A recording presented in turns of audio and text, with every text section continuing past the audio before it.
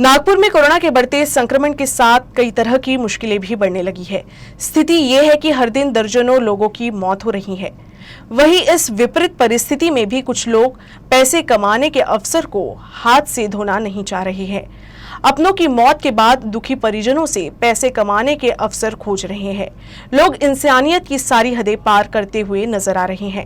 Corona संकट में जिंदगी और मौत के अवसर ढूंढने वाले भावनाहीन लोगों पर देखते हैं ये रिपोर्ट। कोरोना के इस आपातकाल में भी पैसा कमाने के अवसर खोज रहे हैं लोग। नागपुर में कोरोना से लाचार होकर बिना इलाज के ही कई लोग इन दिनों दम तोड़ रहे हैं।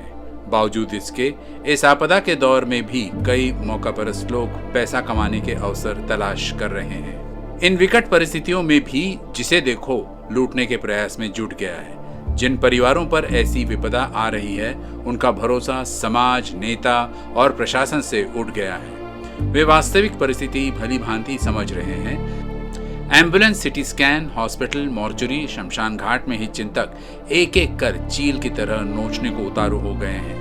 इसके बाद भी जब अपने गुजर रहे हैं तो लोग खुद को कर्ज के भारी बोझ तले दबे पा रहे हैं। व्यवस्था सुधार की कोई उम्मीद दूर दूर तक कहीं नजर नहीं आ रही है। बेबस इंसान की मजबूरी किसी को दिखाई नहीं दे रही है।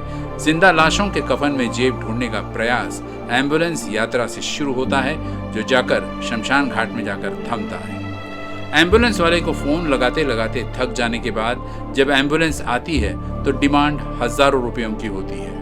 संस्थानों के एम्बुलेंस केवल नाम मात्र की चल रही है। एम्बुलेंस में ऑक्सीजन और अन्य सुविधाएं दम तोड़ चुकी है, लेकिन भुगतान 800 से लेकर 2000 रुपए तक करना पड़ रहा है। सामाजिक संस्थाओं के एम्बुलेंस मिलना टेढ़ी खीर है। भेजता हूँ में ही घंटों निकल जा रहे हैं और उतने में ही मरीज दम तोड़ रहे हैं। शव के लिए भी वसूली। मौत मिल गई तो भी शांति नहीं है। शव को ले जाने के लिए अस्पतालों में लंबी कतारें लगी हुई हैं। पोस्टमार्टम सेंटरों से बसों में भर भर कर एक साथ शवों को ले जाया जा रहा है। अगर एम्बुलेंस या शव वाहिका लेनी है तो भी हजारों का भुगतान करना पड़ रहा है। रोते बिलखते परिजन भुगतान करने को विवश है। आखिरी उम्मीद यानी शमशान घाट पर भी राहत की सांस नहीं ले पा रहे हैं।